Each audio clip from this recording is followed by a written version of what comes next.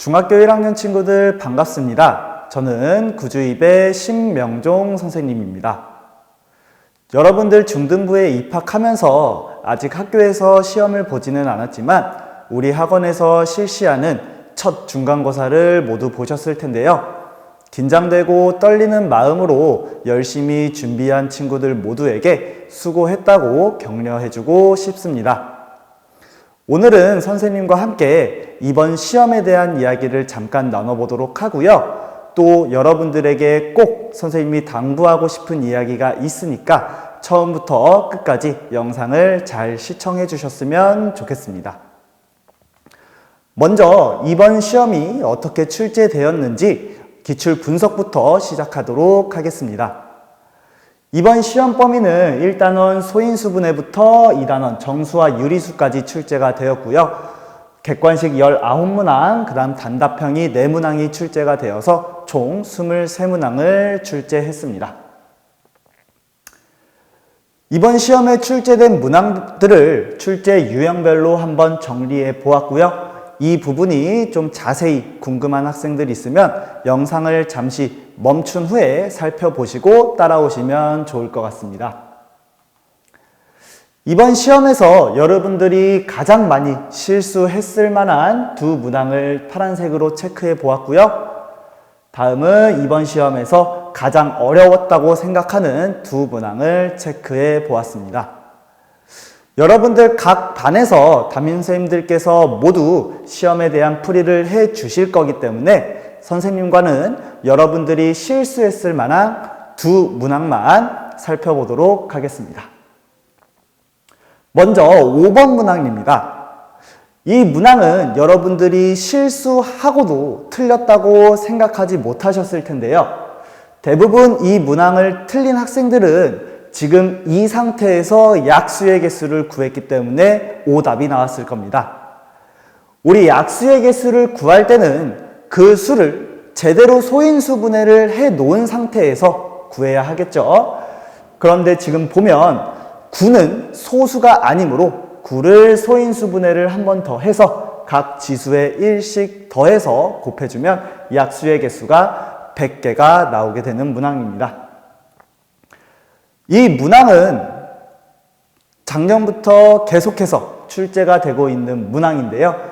여러분 선배들도 마찬가지고 여러분들도 가장 많이 실수해서 틀리는 문항들 중에 하나입니다.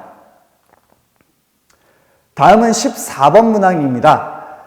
문제가 좀 길지만 여러분들 이미 시험을 보셨기 때문에 다 아실 거라고 생각하고 바로 풀이하도록 하겠습니다. 먼저 세 방향으로 동시에 출발하는 시간을 구하려면 각 시간에 10분, 12분, 18분의 최소 공배수를 구해야 하겠죠. 그러면 세 번째로 출발하는 시간은 540분이 지난 시간이 될 겁니다. 그동안 대전과 부산 방향으로만 출발하는 횟수를 구하려면 12와 18의 최소 공배수를 구해서 나눠주면 되겠죠. 그래서 대부분의 학생들이 15번을 답으로 체크했을 겁니다.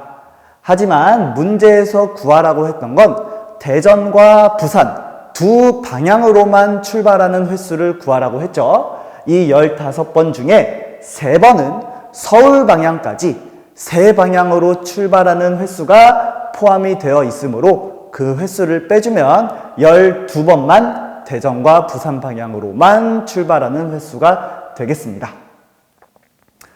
문제풀이는 간단하게 이 정도로만 하도록 하고요. 지금부터는 우리가 학원에서 왜 중1 중간고사를 실시했는지 그 이유에 대해서 선생님과 좀 얘기해 보도록 하겠습니다.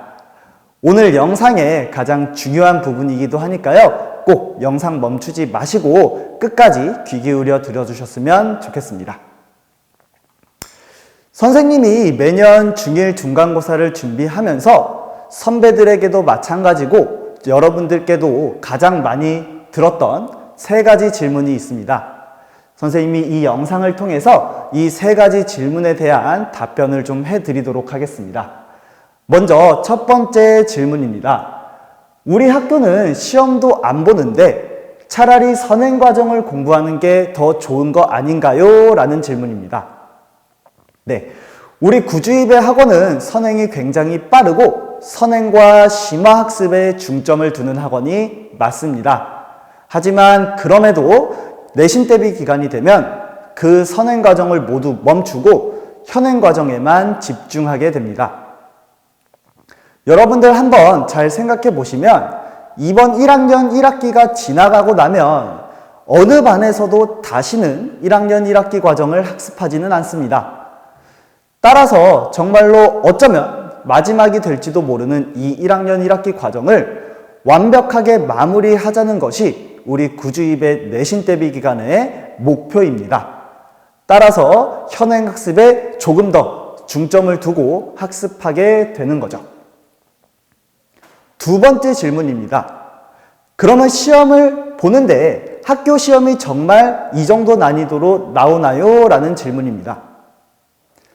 우리 지역에서는 사실 3,6중학교를 제외하면 학교 시험이 어려운 편은 아닙니다. 하지만 점점 다른 학교들에서도 한두 문제씩 심화 문제들을 출제하는 경향이 있습니다. 따라서 우리는 쉬운 문제들로만 준비해서 시험 대비를 했다가 어려운 문제, 변별력 있는 문제가 출제되었을 때 그 문항들을 틀려버리게 된다면 남들과 똑같이 쉬운 문제 맞추고 남들과 똑같이 변별력 있는 문제에서 틀려버리면 학원에 다니면서 내신 대비를 할 필요가 없겠죠.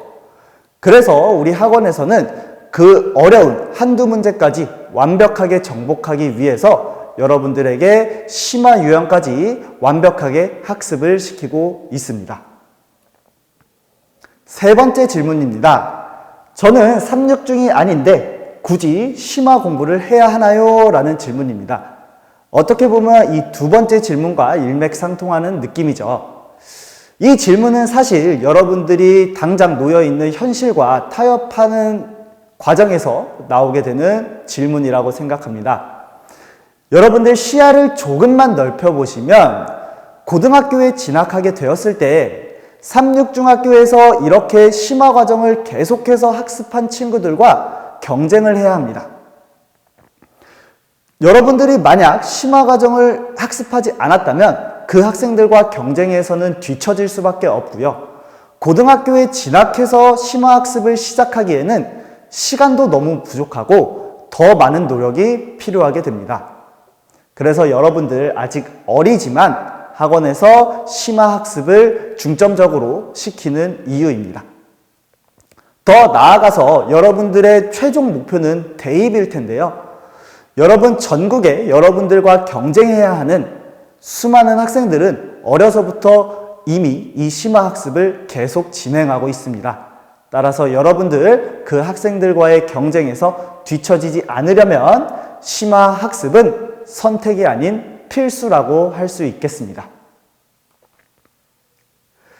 지금까지 선생님의 답변을 다시 한번 정리해 보도록 하겠습니다. 우리 구주입의 학원의 내신 대비 기간의 목표는 현행 과정을 완벽하게 마무리하자는 겁니다. 따라서 현행 심화 과정은 여러분들이 선택사항이 아니고 필수사항이 되겠고요. 우리 현행 기간 동안 학습하게 되는 내신 캐치 교재 완벽하게 학습 부탁드리고요. 또한 고난도 문항까지 정복하고 싶은 학생들은 반드시 시그니처 특강을 수강하기를 바라겠습니다. 여러분들의 이러한 생각들이 지금 선생님의 얘기를 듣고 앞으로는 이렇게 변화했으면 좋겠습니다. 여러분들 모두 이번 시험 치르느라 고생 많으셨고요. 선생님이 방금 한 이야기들 꼭 가슴속에 담아두시고 열심히 수학 공부해 주셨으면 좋겠습니다. 여러분들 모두 큰 꿈을 가지고 그 꿈에 여러분들을 맞춰가며 항상 성장하는 여러분들 되기를 바라겠습니다. 감사합니다.